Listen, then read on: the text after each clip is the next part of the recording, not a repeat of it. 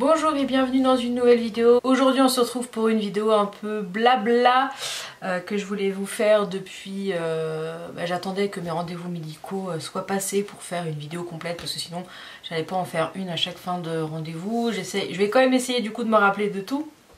Mais là j'ai quand même fait pas mal d'examens sur les derniers mois et du coup je vais vous raconter ça dans cette vidéo. Je me suis mis dans mon bureau pour changer. Voilà, je me suis comme ça, je mets la caméra là. J'espère qu'il fait pas trop sombre et que vous me voyez bien, mais il est déjà 18 h. Hein. J'ai pas eu le temps de la filmer avant, j'étais pas là. Du coup, je vais vous parler, je vous remettrai en petit ma dernière vidéo que je vous avais fait, je sais plus quand est-ce que c'était, septembre je crois, quelque chose comme ça, parce que je vais pas tout répéter dans cette vidéo, mais voilà, je suis en plein parcours pour déterminer pourquoi je prends beaucoup de poids, je continue à prendre du poids, tout ça. Donc non, ça datait de... Non, de novembre je crois, pardon. C'était fin d'année.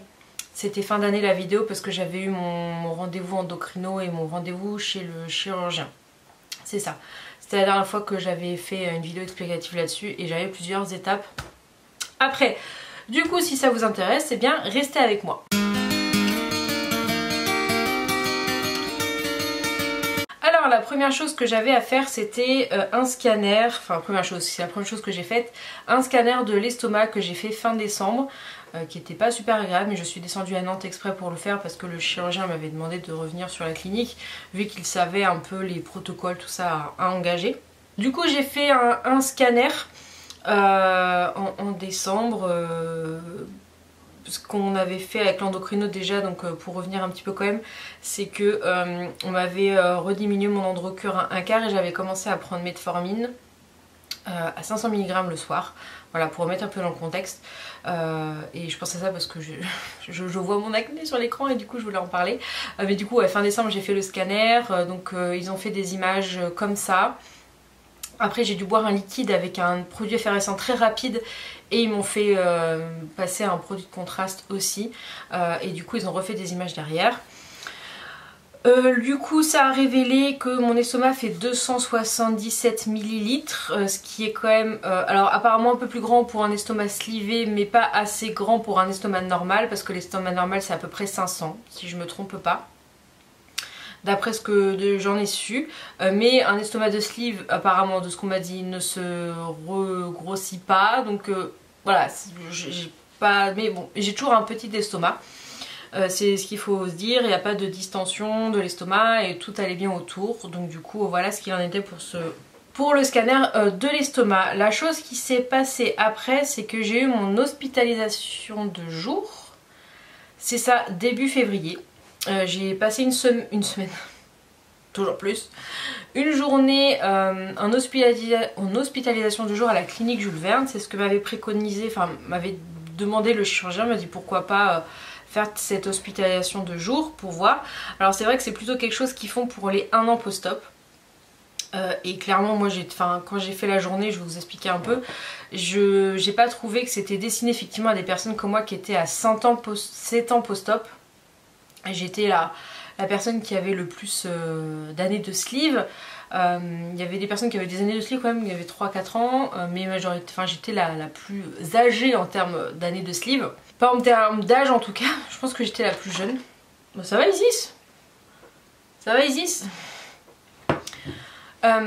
Du coup comment ça s'est passé? On était 4-5, quelque chose comme ça, et on voyait du coup dans la matinée on avait des rendez-vous individuels, donc j'ai vu infirmière, diététicienne, endocrinologue, voilà c'est ça je crois.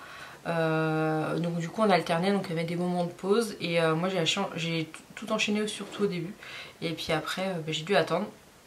Donc j'ai vu l'infirmière qui m'a fait peser sur une balance impédance mètre, mais genre le truc qui coûte je sais pas combien, pour voir un petit peu où en était ma masse musculaire. J'ai su après que ma masse musculaire était plutôt bonne pour quelqu'un de slivé par rapport à la norme.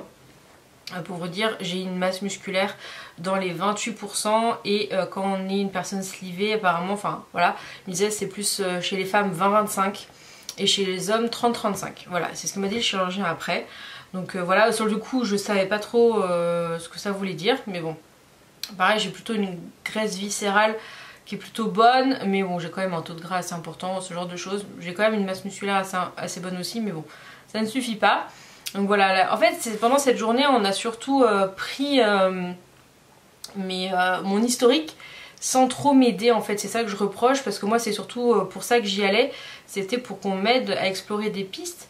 Et mais après c'est fait pour c'est un parcours, enfin, c'est une journée spéciale pour les gens qui sont à un an post-op, mais bon c'est vrai que c'était, voilà. Après la diététicienne m'a aidé un peu plus, c'est la seule vraiment qui a mis des offres d'amélioration entre guillemets sur manger plus de laitage, peut-être réintégrer une autre collation, voilà, ce genre de choses. Mais elle m'a dit que sinon mon alimentation elle était bonne, elle était comment dire, elle était équilibrée. Peut-être essayer de manger plus lentement pour pouvoir manger un petit peu plus parce que je mange pas assez. Donc voilà, c'est peut-être la seule qui m'a émis des améliorations, mais sinon les autres j'ai l'impression d'exposer mes soucis et voilà, c'était tout. Donc du coup j'ai vu ces 3 personnes. Il y avait ensuite, on nous avait dit que l'après-midi il y avait une coach sportive et qu'en fait avec les bilans du matin, elle prendrait que 2 personnes et avec les bilans du matin il ferait un point le midi et ce seront ces personnes, enfin ce seront du coup c'est après leur bilan qu'elles allaient déterminer les 2 personnes qui allaient rester avec la coach. Donc après ça, si en fin de matinée on a eu une plage avec la diététicienne et la psychologue. Mais c'était vraiment une présentation sur l'estime de soi, tout ça, dans la perte de poids, enfin toujours. Mais là moi je suis dans la reprise en fait et pas dans la perte, et du coup c'était ça qui était un peu embêtant. Mais bon voilà, c'est Isis. C'était des choses que je savais déjà en fait et par lesquelles je ne suis pas forcément passée. Moi j'ai très bien vécu la perte de poids, j'ai pas eu de soucis d'image de moi quoi que ce soit. Donc c'est plutôt l'inverse on va dire. Donc voilà, après on a eu la pause déj et après la pause déj on a eu la présentation de la coach sportive. Et après elle a gardé 2 personnes, donc je n'ai pas fait partie de ces 2 personnes. Par contre elle m'a demandé si on pouvait faire un bilan en dehors. Parce qu'on lui avait parlé de mon cas, mais vu que je fais du sport c'est pour ça qu'elle m'a pas gardé après. Isis. Donc du coup la présentation c'était sur le sport santé, tout ça moi je connaissais déjà parce que avec l'association on en parle du sport santé, donc c'était surtout par rapport à ça et on a fait une sorte de jeu avec des questions-réponses, tout ça. Donc voilà, c'est vrai que je suis sortie un peu de cette... il y a Isis qui passe, qui revient, qui repasse, qui repart. Voilà, moi j'ai pas trouvé cette journée intéressante pour moi. On est parti, pas de bilan, rien. Alors je l'ai eu par mail après et le seul truc qu'on m'a dit c'était en gros, parce que j'avais fait quand même une prise de sang avant pour cette journée, de monter la vitamine D une fois par mois l'hiver quoi. Super, voilà la prescription qu'on m'a donnée à la fin de cette journée, donc j'étais ravie. J'ai revu le chirurgien 2 semaines après. Donc il m'a dit oui bah c'est intéressant les résultats de la journée machin. J'ai dit bah écoutez dites-moi parce que moi j'ai pas... J'ai l'impression d'avoir perdu une journée en fait, et surtout que j'ai posé une journée de congé et j'ai perdu ma journée là-dedans quoi. Donc bah à part me dire que tout allait bien entre guillemets, bah voilà, j'ai dit bon super, mais encore. Et en fait il m'a fait comprendre que ma reprise en fait post-sleeve est normale, que dans la majeure partie des cas ça arrive. Qu'à 5 ans post-op j'aurais déjà dû être en reprise de poids, ce qui n'était pas le cas. Il a une espèce d'application qui permet de calculer à combien on devrait être à 5 ans post-op par rapport au poids qu'on faisait au départ, ce qu'on a perdu, tout ça. J'aurais dû être à 82 kg à 5 ans post-op alors que j'étais toujours à mes 70 de mon poids stable. Donc ce qui me fait quand même me dire qu'il y a bien quelque chose qui est à l'origine de cette reprise de poids. Ça peut être la pathologie, le SOPK, mais que si je n'avais pas cette pathologie, déjà est-ce que je serais montée en obésité morbide sans SOPK de base? Je ne pense pas, vu que j'ai toujours été quelqu'un qui mangeait équilibré, qui me faisait à manger, qui faisait du sport. Mais c'est ce qui me fait penser que c'est pour ça que je remonte en fait, s'il y a bien quelque chose et que c'est pas une reprise en parce qu'elle m'a dit qu'il y avait des personnes effectivement qui ne reprenaient pas et mais en gros les personnes qui doivent reprendre à 5 ans post-op, j'étais déjà en reprise et je lui dis bah non, moi à 5 ans post-op j'étais en rendez-vous chez vous et j'étais stable quoi, et qui m'avait dit bah qu'on se reverrait pas parce que tout allait bien. Et qu'en gros il m'a dit que l'obésité c'est une maladie, tout ça, voilà, que c'est pas parce que moi je me sentais pas bien que médicalement c'était anormal. Cette reprise pour lui c'est une reprise modérée qui rentre dans les normes, qui n'est pas anormale. Donc voilà, c'est vrai que c'est un peu déprimant quand même. On se dit bon, enfin moi je suis pas bien comme ça à reprendre des kilos parce que bah malgré que j'avais réussi un petit peu à me stabiliser de septembre à novembre, j'avais réussi à me stabiliser. Et alors est-ce que c'est dû à la diminution d'Androcur? Eh ben j'ai repris depuis novembre, j'ai pris 6 kilos. Les 4 derniers étant dans les 2 derniers mois là, entre février et mars. Donc je ne sais pas, c'est quand même assez surprenant. Enfin bon, j'y reviendrai après dessus, mais voilà, lui il m'a dit ça et il m'a dit la seule chose que je peux vous préconiser, parce que du coup on m'a parlé de l'estomac, le fait que mon estomac était trop petit pour refaire une intervention de sleeve, qu'il n'y aurait pas de résultat. Et que de toute façon bah, du coup ce serait pas pris en charge par la sécu et que ça coûtait très cher, tout ça. De toute façon moi je veux pas refaire une sleeve, je sais que refaire une sleeve sur une sleeve c'est pas une bonne idée, et que la seule chose pour l'instant qui me préconise c'est le fameux traitement Saxenda, enfin les analogues GLP-1, quelque chose comme ça. Il m'a dit qu'il y avait des très bons résultats, j'en ai parlé dans la dernière vidéo parce qu'on en a parlé aussi avec mon endocrino, et il connaît très bien en plus mon endocrino, donc voilà, donc il m'a dit que c'était à revoir avec elle. Pour lui il n'y avait que ça et que une réopération pourrait être faite entre guillemets que reprise totale. Donc quand on parle de réopération c'est bypass, c'est transformer la sleeve en bypass. Donc mais j'ai envie de dire là je reprends tellement vite que limite le poids de base je vais l'atteindre dans pas très longtemps quoi, donc c'est ça qui me fait un petit peu peur. Enfin bon, du coup on est sorti de ce rendez-vous, je me suis dit bon bah plus qu'à attendre le rendez-vous avec l'endocrino qui était 1 mois et demi après, ouais c'est ça. Entre temps j'avais aussi repris rendez-vous donc avec la coach sportive que j'avais calé la veille du rendez-vous endocrino, donc c'était là il y a 1 semaine et quelques, fin mars. Donc j'ai fait ce rendez-vous pour vous dire en fait, donc c'est, je dis coach sportive mais elle est enseignante activité physique adaptée, je crois que c'est ça le terme. Donc le tout c'était de faire un bilan sur mes conditions sportives et de voir, mais moi je voulais pas changer d'activité parce que ça me plaît, ça me convient, c'est quelque chose que j'ai réussi à maintenir, tout ça, donc pour moi ça servait à rien de me changer. Donc elle m'a posé pas mal de questions, tout ça, m'a quand même fait un petit retour sur effectivement le point qui s'était fait le midi pendant cette journée. Elle m'a dit là quand même que en fait eh ben, ils étaient assez dubitatifs et qu'ils étaient perdus et qu'ils ne savaient pas comment m'aider. Voilà, c'est ce qu'elle m'a dit. Elle m'a dit on ne savait pas comment, quoi faire et quoi vous dire. J'ai dit ok, bon, super. Du coup elle m'a fait faire des exercices. Alors j'ai dû faire pendant 6 minutes je crois des allers-retours en marche rapide. Et donc voilà, le faire le plus rapidement possible pour faire le plus de mètres possible. Donc elle m'a chronométré, elle m'a pris ma saturation avant, après.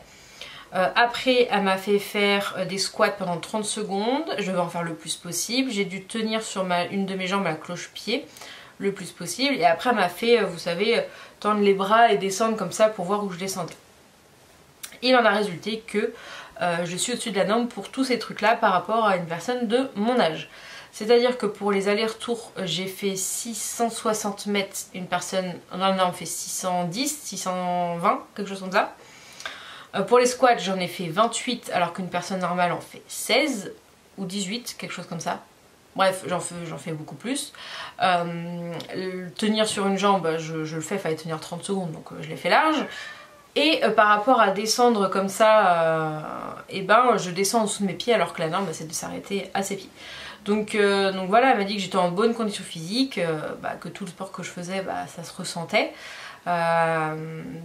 Du coup il n'y avait pas grand chose à faire de plus de ce côté là, peut-être aller marcher tout ça, mais je dis je le fais déjà le week-end, je vais souvent aller me balader tout ça, donc voilà, surtout que en fait je suis dans l'optique de changer d'activité physique. Elle aurait pu m'aider si j'avais voulu changer d'activité, mais là c'était vraiment pour faire un point.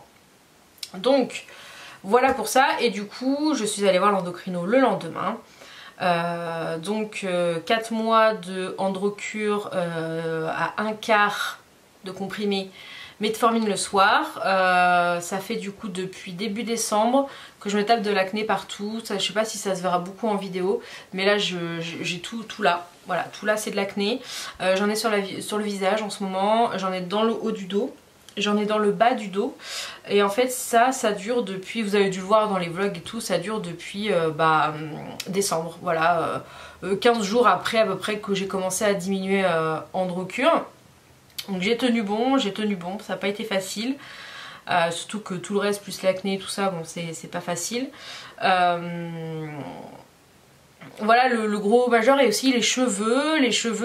J'ai les cheveux très pelliculés on va dire depuis ça. J'avais pas fait le lien. J'avais pas fait le lien parce que en fait quand j'avais été chez le coiffeur refaire ma couleur là en décembre, j'avais demandé au coiffeur, j'ai voilà, j'ai des pellicules plus... Enfin avant j'avais pas ça, j'avais des plaques quoi. Et elle m'a dit ouais ça peut être le stress, pas assez boire d'eau, tout ça. Les shampoings, je trouve que c'était bizarre parce que j'ai pas changé mes shampoings, tout ça. Et après donc quand j'en ai parlé à l'endocrino, elle m'a dit oui si c'est la baisse du traitement. Donc avant d'aller voir l'endocrino, j'avais surtout fait 2 semaines avant le fameux test du cortisol sur 24 heures, donc urine de 24 heures, enfin récupération des urines de 24 heures, ce qui n'a pas été une mince affaire. Et j'ai fait du coup une très grosse prise de sang, avec pas mal d'analyses. De cette prise de sang, il a été ressorti que mon insulinorésistance a doublé, voilà, par rapport à la dernière fois que je l'ai fait, sachant que là j'étais sous traitement. Voilà, mes vitamines, tout ça, c'était plutôt dans la norme, voilà, mais ça se maintient grâce à toutes les vitamines que je peux prendre au quotidien. Et ensuite, mon taux de cortisol dans les urines était élevé par rapport à la norme, c'est-à-dire que on doit être entre 10 et 40 je crois, et j'étais à 60, moi j'étais 20 au-dessus, donc je suis au-dessus de la norme. Donc du coup j'ai été au rendez-vous.